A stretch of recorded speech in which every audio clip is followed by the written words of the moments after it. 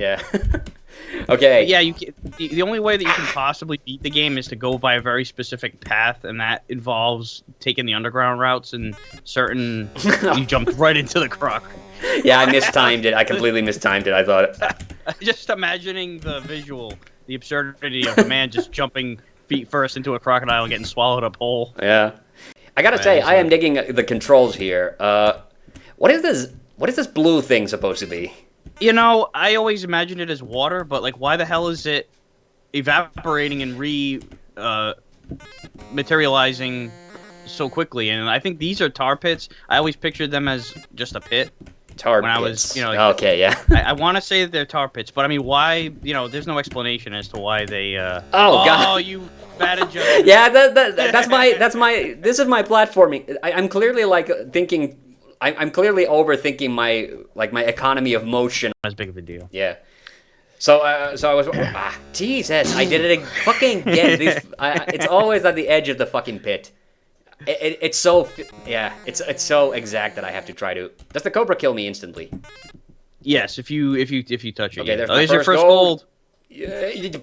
I was waiting for. I was like, please jump. You might not make it. Yeah. I did watch you play this. So basically, all I do is I keep going until the timer runs out, and. Or Whoa, you whoa. wow, that is the smallest pit, water pit or whatever the hell it is I've ever seen it take place. It was just opening. I didn't realize it was there. So I had to. God damn it, those barrels. Okay, I can outrun them now. So oh no! I did it again. Yeah, there's never a yeah. And yeah, I guess on them. Yeah, I guess the closest thing that would be like. Because it was like 100% compatible with the system is the 7800 had a immediately like big open area like that. Now I gotta. This is actually good. This is definitely going way better now that I'm going to the left. And it's the gingerbread man Donkey Kong as well. So yes, it is. Yes, it is. All right, let's. Is he pegging you off there with his left hand? It looks like he's flashing it down at Mario like yeah. Okay. Yeah, you know, it's like it's like the guy that gets drunk, gets behind the wheel, goes head on with the telephone pole, and comes out without a scratch. You know what? I can't say one thing I'm not a fan of. That noise that the spider makes is really starting to get on my nerves. Oh, you know, I'm not hearing the audio, but I think I know what you're talking about. It's like that. Bleep, bleep, bleep, bleep, bleep. Yeah. Blast it again. It picks you. All right, so you got those. Wow. All right, so first things first. I do not know who's shooting at me. I don't think that's Skeletor, but that's definitely a Wind Raider. Whoever it is has some pretty bomb-ass weapons. Yeah, which is weird because I don't think it has that in the cartoon. Ooh, what is that? What the? Yeah. Well, that thing is tracks. Also, I don't know why sometimes I shoot forwards and why sometimes I like drop a bomb. Is there anything to do with are you hitting a directional button at all? Okay, that was the Donkey Kong death music that just played. It does not take long for me to die. Yeah. I want to know the context of who is this guy? I mean, he's clearly escaped from prison because he's wearing the striped shirt. But who is this guy with the bombs anyway? You know, yeah, I know. What is the story? You're an inanimate. You're a living basket trying to stop him from blowing something up that we can't see off screen. Yeah, it's something probably, you know, a little different from that. That it's like, oh, you know, just way more vague. Like a billiards table factory. I'm thinking like this is like green felt that we're playing up against. Reminds me of the bad guys in Christmas Story that try to sneak in on Ralphie's family in one of his fantasies. Yeah. And he blasts them all with a BB gun. Ooh. Oh, you know what's another thing? I think I've seen somebody do a video about this. Maybe it was JJ McCullough or something. Someone he talks like a lot about like cultural artifacts and like, you know, how in cartoons why in cartoons we always draw bombs as circles that have a fuse coming out of them. And, you know, there was a time maybe that bombs did kind of look like that. But apparently the whole striped shirt thing is also a little bit of that as well. Like, it's not just that guys have come out of prison wear striped shirts. It was apparently sailors, of course, wore striped shirts. And sailors were apparently in the olden days associated with immorality. So that's why old classic bad guys would sometimes wear striped shirts. So to show that they were like morally questionable. Wow. So you're talking like I've always liked how the bad guy here is. He smiles when the explosion happens. Like what a pyromaniac. He's clearly one of those guys who just wants to watch the world burn. He wants to watch the felt factory burn. break out, and then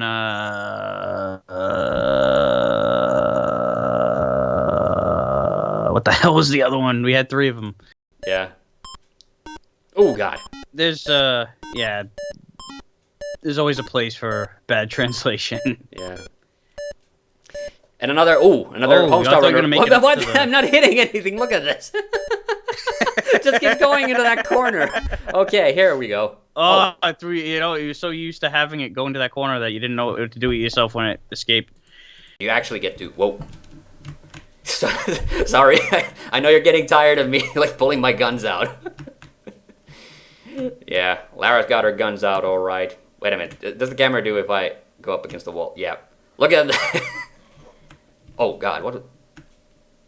Okay, there is an enemy down there. That's not a wolf. Is that a cougar? That's a cougar. No, that's a wolf. Oh. I don't like the sound that they make, though. I know it wants to eat my face, but, you know, I still feel bad for the wolf. Was this still in the era where you could not just automatically save games? Oh, there's a bear! I saw it, oh my God. I saw the blocky bear, now I'm terrified. I got a little freaked out about the bears and the bears and stuff, but you know, it's never the bears or the wolves that kill you. It's always you not making a jump at the wrong time and falling into a pit of spikes. That's the #1 thing that kills you in old school Tomb Raider. So I did not get to play this as a kid. Like I was actually like surprisingly fortunate to actually have gotten to play all of the European NES Mega Man games on the original hardware back in the day, which is even more impressive considering that I didn't own any of them until. Oh hey, it's Eddie! Yay! In fact, Mega Man 4 was my first solo Let's Play, and I chose 4 specifically because it was also the first Mega Man game I ever played. I don't remember the exact order. I only anymore the order in which I played the games, but I know for a fact that 4 was the first one. 2, I actually think I might be getting this wrong, but I'm pretty sure I didn't play 2 until I was already, almost at the age when I started school. I get the feeling I have a memory that I only played 2 relatively late. And the other ones are a bit of a blur for me. I know I played 5 and 1 relatively early, but I don't remember which one the first time I only played this one, and of the Super Nintendo Mega Man games, this is gonna sound weird, but the only one that I played on the original hardware was Mega Man X3. I have a full Let's Play of that on this channel. I don't own it either, and I had a chance, I would have had a chance to actually buy the physical cartridge just not long ago, but Flame Man, which I kept calling Torch Man all the way through previous episodes. So that's a character whom I don't think I will ever do in my cartoons again, and because, of course, the joke was with him was always that I was just doing like mock Arabic and then just like putting up like the subtitles to translate the complete nonsense that was in it. That was a thing in Mega Man X as well. Was the oh, I love that. I gotta do that again. Oh my God. Yeah, I think so. So it's really funny that that became like a running gag. In my cartoons. So, there's another thing I wanted to talk about. Kind of an awkward, maybe not awkward, but kind of a weird thing. So, Oh my god. The energy tanks just keep on going. So, there's a game which I started playing well, it's a game that I bought last year. It's an old game. Because last year, I really wanted to buy, people know me as a retro gamer, so, periodically I'll get some like old game that I really want to experience for myself. And typically it's games that like I haven't played before, but in this instance, this was a game that I played years and years ago, but only the demo. Never got the full game, but I knew about it, and it was kind of a big franchise for a little while. And I only had really, really murky memories of this game, so I got the game, and I did try to play it last year, but for some reason I really just couldn't really figure it out. And, even though it has a tutorial and everything, I just couldn't really figure it out. I wasn't really good at it, and then eventually I just decided, like, yeah, okay, I don't want to invest too much time in this. I'm just don't know how to play it, and I'm just kind of, bummed out about that now, that I spent money on this game. So, I got that game. So I started playing that game, around about a little over a month ago, and I read up online a little bit, some tips on how to, approach it, and I'm still not really super good at the game, but now I kind of know what I'm doing, and, I was able to, successfully complete a few maps in that game, and, okay, and this is where, I've been dancing around it now. What the hell is this game that I'm talking about? The game is called Close Combat: A Bridge Too Far, the second Close Combat game. And I remember having played that game years and years ago and thinking it was pretty cool. Typically, I enjoy, turn-based strategy games way more. But I remembered that as a kid, I played Close Combat and enjoyed it. And then a little over a month ago, I started playing it. I actually started enjoying myself. But of course, a little over a month ago, people know what's been going on in the world. Like, unless you've been living under a rock, you should know. And, I am not gonna be doing a Let's Play of that game for very, very obvious reasons. But it's just such a weird thing that the moment that I chose and started playing that game, that's when it suddenly became not relevant, but yeah, we live in such weird times these days. Like, I got very self-conscious about, like, when we did the, just recently on my main channel, when I did the blind tea tasting video, where I was trying to guess the flavors of different kinds of teas. And I got very self-conscious about the fact that we had Russian Earl Grey, and I was honestly even, like, right up to the moment we started shooting, like, I was thinking, like, should we really have Russian Earl Grey? And I'm just like, then finally, like, something in me, like, just, went, it's just fucking tea. And then this is what a little sad that we can't hear the music right now, because it plays like musical scales when you do that. Nice. Yeah, so it's a bit sad that but now I gotta watch this one lemming like a hawk. We have lemmings in Finland, actually, like the animals. Are they cute little things with big noses and green hair? Unfortunately, no, but they're cute little things with, I don't know what's the best way to describe the fur color. It's kind of mixed. It's got like whites and browns and blacks in it. So, well, okay, that's one type of lemming. That's the ice cream. That's the famous. That's the Lapland lemming. And then there are I think a couple of lemming species that are just kind of brownish. They kind of look like little hamsters, really. Shit. Okay, I think they're all out. So, oh no.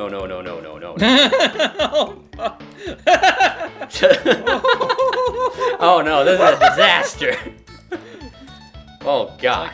It's like that Disney documentary of all the lemmings going off the cliff. Yeah. Actually, that was something I was thinking about. Okay, did somebody die? I honestly, I wasn't paying attention, so I don't know. But it's actually like, lemmings, they talk about the herding instinct, so That apparently is not a real thing, or it may not be. I mean, I think lemmings, like any other animals, can panic, but oh no, I think some of them died. Okay, wait a minute, 82. 82%. That's quite a bit died. Yeah, you needed 100. Okay, that didn't go so well. I mean, to be fair, I was a bit badly prepared for that one. So, again, we will pick it up once we are reach the Dark Dragon once more. Or, you know, Lyle still died, Luke still died, but we have way more guys now for the final fight, and some of our better guys as well. So, because I remember that this final battle isn't actually like super hard. It's just that Dickard has to stay alive long enough for him to be useful.